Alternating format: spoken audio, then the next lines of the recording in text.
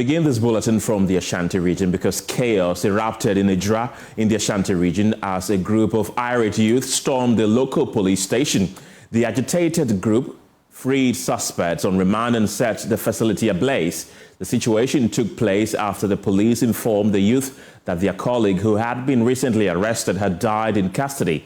This was confirmed by the assemblyman for Ahimboboano, Samuel Kujo Quasar. He explained that the suspect, who had been accused of phone theft, had reported himself to police to assist with the investigation. The family of Shaibu is calling for justice. Now, the news of Shaibu's death sparked violent protests, with some irate youth setting the Ejura police station ablaze and freeing suspects on remand. Shaibu's relatives say they were devastated to learn of his death, which the police attributed to a short illness while in their custody. Assemblyman for Ahimbronum electoral area, Samuel Kujo Quasar, narrated the incident to JoyNews earlier. By the police, upon a complaint by a certain individual on a theft case, that the stolen phone. So this suspect, who is now late, rode to the police station himself and lodged a complaint, or he was interrogated. A statement was taken from him. Then after that, he said, "It is late in the night. Allow me to go home. The following morning, I'll come." Then by then, the owner of the phone and the person who sold it to me might be around so that you interrogate all of us. Then the police said, "No, you have to be detained till the following morning." Then the suspect, who is late now, said, "No, my condition is not safe. So allow me to go home." The following morning, I came here myself now. The following morning, I will do the same. I'll come. But the detective said no. And the unfortunate situation happened. All right, so you had the assemblyman for that area. Well, the aggrieved youth of Ejura Kotokoli line have taken to the streets to protest the alleged police brutality that has led to the death of a resident in police custody. And my colleague Nana Boachi Yadom is at the scene and joins us with the latest. Nana, what can you tell us? What is the current situation in the area? Well, Kenneth, we are currently at the Ejura Government Hospital where an autopsy has been conducted and has been concluded. And some few minutes ago, the pathologist came in with a report and then reviewed it to the friends and families who had besieged the hospital. And he has made mention of some few things or some few illnesses, which is believed to have led to the death of the deceased earlier today. But this whole autopsy was triggered in or called in by the Member of Parliament, who you can see in my shots, the Honourable Bawa Brima, who after learning the incident called in for a pathologist to conduct an autopsy to determine whether the deceased had died out of a natural death or something had really gone into him losing his life. We already reported that the residents were suspecting that there was an alleged police brutality that had led to the death of the deceased, but then an autopsy conducted. Some few illnesses have been mentioned by the doctors here, but then we can hear from the Member of Parliament himself, who had called in for this autopsy to be conducted. Honourable, I'm told that you were in Accra when you had the incident. I mean, how do you take in this whole thing that has happened in your constituency this morning? In the first place, I must say I was devastated and downhearted because a few years ago, a similar incident happened in this constituency that led to the loss of lives. And I believe this issue that has come today, it seemed to reciprocate what happened last 4 years, and it was a matter of worry to me. And for that matter, whilst in Accra, I was still communicating with the ground, with the police, with the youth, and with the assembly member to ensure that at least calm is restored to Ejura. Hopefully, I will thank God that calm has been restored. And I learned that the police were releasing the body to the family. So I reached out to the police to find out whether an autopsy had been conducted, because the report I had in the morning was that the death was due to police brutality. And so I forced that at least before anything could be done, there should be an autopsy on the body to ascertain the cause of death. So we organized, and luckily we got a pathologist to come to Ejura Government Hospital at the theater just as you told you reported to your audience, an autopsy has been conducted, and the cause of death has been ascertained. And what is in these reports? That I'm sure that the doctors have reviewed it to you. They gave me a brief. I don't have the report offhand on my. They are here to prepare the reports on paper. But what the pathologist said was that the death was as a result of, I believe, some underlying condition that he had already, and that it wasn't due to any brutality. And if it were to be due to any police brutality, it would have identified from the body, surface of the body, and then also inside. So to ascertain, to ensure that at least everything is double sure, they even cut open the head to ensure to see whether there were blood clots in it. And for the report of the pathologist, I think the cause of death was a natural death.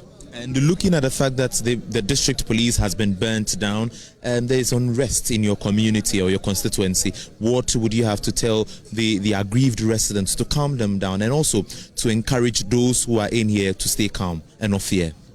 I've already spoken to those who are here earlier, and then telling them that at least if we burn down the police, we need a police station, because you cannot have a community where there will be no police to police the community. And what happened actually is unfortunate, but I believe it was as a result of a mismanagement of the issue on the part of the police that caused this issue. Because when the disease passed away, they should have immediately looked for the family of the deceased and then inform them. You just don't take somebody's relative who is dead and say you are taking to the morgue. Meanwhile, the circumstances under which the person died was as a result of him being in your custody as a police officer. So I think that lack of communication or that mismanagement caused it, and the news that went to town that the death of the suspect then was as a result of police brutality, that actually angered the youth, and that culminated in what we saw this morning. It's an unfortunate incident. I've spoken to the youth, I've spoken to the family, and once we are in, we manage the situation such that it does not re-escalate again. And for security measures, what are you going to do from here to make sure that there's enough security to protect the community and residents? I think in the morning I spoke with the divisional commander, I spoke with the regional commander, spoke with the police, and they assured that they were bringing in reinforcement. And when coming, I didn't go pass through the police station, but I saw that there were men there protecting vital government institutions like the Assembly, the Divisional Police Headquarters, and then the ravaged police station. So I believe this evening, once I'm in town, I just drove straight to the hospital. I just drove straight to the hospital. So from here, I will talk to the various security heads to see how, and then also the opinion leaders, the chiefs, the tribal heads, and to ensure that at least we're able to ensure that we have peace in the town.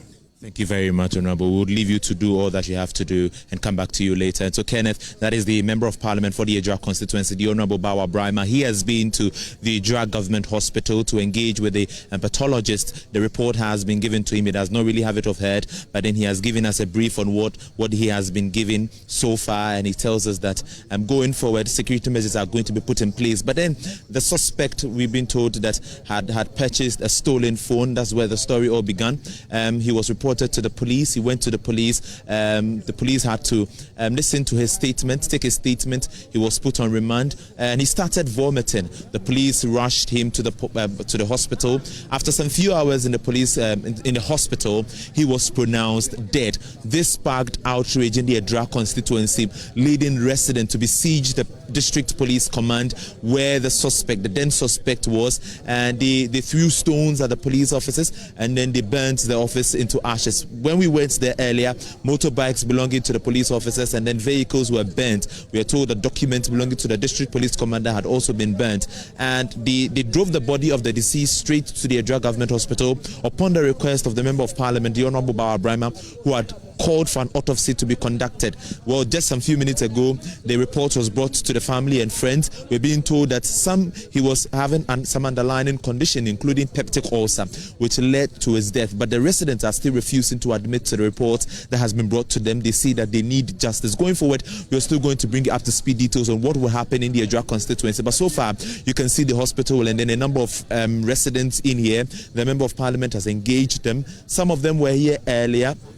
Some of them have also left. We went to the police station. We're also going to join the team of the Member of Parliament to see what is going to transpire and also ascertain whatsoever detail that we have to pick up from the ground. And so this is the situation here, Kenneth, and you can see behind me that this is the Ejura Government Hospital. The body has been kept in here. The family would have to pick it up and then do the necessary arrangement. Over to you. Nana Boachi Adam live on scene from Ejura for us. Thank you very much. But the Ghana Police Service has also been reacting, and in a statement, they have been giving their own account of incidents that led to the chaos. Michael Ashale has details of that. Police service has restored calm at Ejura following a mob attack on the Ejura police station in the early hours of Saturday, 11th January 2025. The incident stemmed from the arrest of a suspect at about 10 p.m. on Friday, January 10, 2025, for an alleged case of stealing.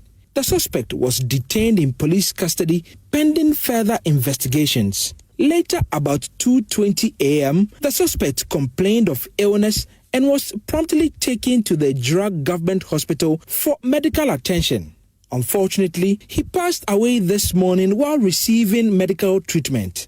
While arrangements were being made to convey the body to the morgue for preservation and autopsy, some members of the Ejura community attacked the police station, set it ablaze, and a section of the mob followed to where the body was and forcibly took it away. The police, through engagement with opinion leaders and de-escalation efforts, restored calm, and there have been no casualties. The military later joined in to support the police to maintain law and order. Meanwhile, the Ghana National Fire Service has been on the ground to extinguish the fire.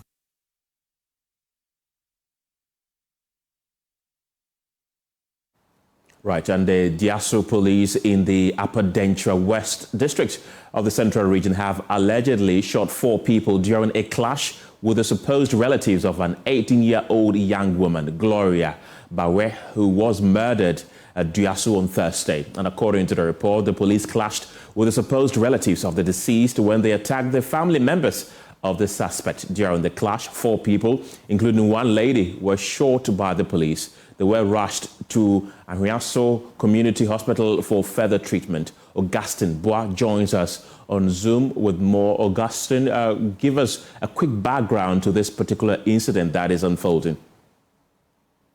Let's take you to the seat of government now, because President Mahama earlier today issued an executive instrument to downsize the ministries from 30 to 23. The following report has more. The reduction in the size of ministries from 30 to 23 has seen the merger of some ministries and creation of others. We now have the Ministry of Energy and Green Transition, the Ministry of Communication, Digital Technology and Innovations, which is expected to drive digital transformation across sectors, ensuring Ghana remains competitive in the global digital economy. The Ministry of Youth Development and Empowerment, which is expected to create programs aimed at empowering Ghanaian youths. And finally, the Ministry of Trade, Agribusiness and Industry, and this ministry merges trade policies with agribusiness and industrial development to promote economic growth and support farmers. The Ministries of Information, Sanitation, Parliamentary Affairs, Railways, and National Security have all been scrapped. The Ministries of Finance, Health, the Interior, Defense, Education, Foreign Affairs, Roads and Highways, and the Office of the Attorney General are some of the ministries that have been maintained. And of course, there have been reactions, and a fellow at the Center for Democratic Development, Ghana, Quasar, has expressed his support for President John Mahama's decision to reduce the number of ministries from 30 to 23. He emphasized that there's the need for structural reforms to ensure that this achievement is sustained in the long term. I mean, my memo to him, I don't know whether he read it or not, was that it should be 20. But I take the 23, it's good. It's close to 20 than 30. What I would have loved was that this was done not with an executive instrument, but with legislation, with a statutory amendment, so that it becomes ensconced. I mean, an executive instrument, the next president can come and revoke it and increase it to 40. But we have to create some culture where it is not too easy to create a ministry. You know, the fact that the president can just come and by the signing of a paper, he create 5 more ministries, that should belong to the past. A ministry is something that requires logistics, personnel, and so on. So the only time that you should successfully be able to create a ministry is if you have gone through parliament, gone through consultation, and so on. Ideally, we shouldn't be changing ministries the way we do. Well, you had Kofi Asare from CDD Ghana. Meanwhile, special aide to the president, Joyce Bamford, says John Mahama will not exceed his promise of having not more than 60 ministers. She added that some of the ministries will operate without deputies. I love the fact that we've just received this constitutional instrument also, reducing drastically the amorphous size of government from 30 ministers to 23. Fantastic. There is a clear commitment, okay, to do things differently. Very clear commitment. The president is not going to do the 60 he promised. He has also just told you that I've reduced the number of ministries from 30 to 23. You see, look, for the levels of support that all of you gave to that field administration, I will expect that you will all allow President Mahama to lead in the manner that he has promised. And I love what Prof just said, that in whatever we do, we must first and foremost commend the activities and actions that have been clearly so well communicated to us. And some Ghanaians have welcomed the reduction of government ministries from 30 to 23, insisting it will help protect the public purse. He's in the right direction. He has already promised to reduce the number of ministers, and I'm sure that is what he is working on. Yes, so he's in the right direction. Again, for me, I'm looking at health. If he tackles the health ministry and that of Ministry of Education, it will help us as Ghanaians. That is where I'm looking at. It's good he has reduced it, because he has inherited a weak economy. And as he reduces, it will help him to save money, and that will help the economy to grow back. That, I think it will be good for him to help him reset the Ghana we want together. So it's a good news. It's going to help us.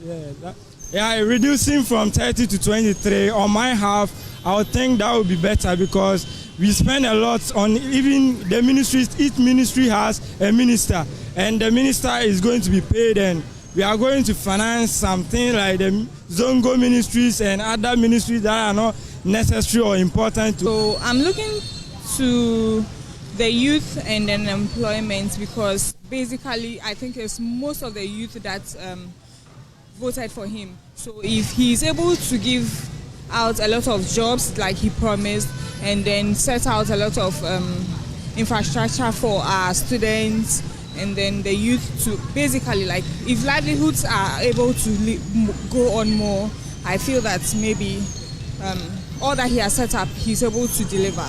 So that's all I can say about it. I think it's the way everybody handles his or her, or let's say, opinion. Because I think from 33 to 23, right? From 30 to 23, I think he trusts them. That is why he reduced it, and then he managed that 23. I think it's okay for me. Orientation for new MPs have already begun. That's what's coming up after the break. You're welcome back. Let's take you to Parliament now, where the Speaker of the House, Alban Bagbin, has warned new MPs against extreme partisanship, urging them to be nationalistic in their dealings. Speaking during an orientation event to sensitize the new MPs on the workings of Parliament, Alban Bagbin explained that extreme partisanship does not build a nation and also does not do any better for the political careers of those involved. The Speaker of the House, Alban Bagbin, now. As we grapple with the complexities of Parliament, I encourage you to network with your colleagues, share ideas, and solicit guidance from experienced members of this House to enable you gain deeper understanding of the intricacies of parliamentary business. This will help equip and inform you to be able to contribute meaningfully to debates on the floor and at committee meetings of the House. Also keep uppermost in mind that because of the tremendous amount of responsibility, you will be expected to uphold the highest standards of honesty, integrity, and moral uprightness to sustain and enhance the image of Parliament and also the trust and confidence of your constituents and citizens in general. Your title is now honorable. I urge you to honor yourselves. Those who really take Ghana first advance in politics than those who are extremely partisan. When you are extremely partisan, you may ascend in the regime, but in the next one, you collapse. Because you are seen to have identified yourself with one personality who might be the leader. And so after that leader, you are not relevant again. And that's one of the challenges we have to surmount in this country. That's all we have for tonight by way of news. My name is Kenneth Jesse. Bye for now.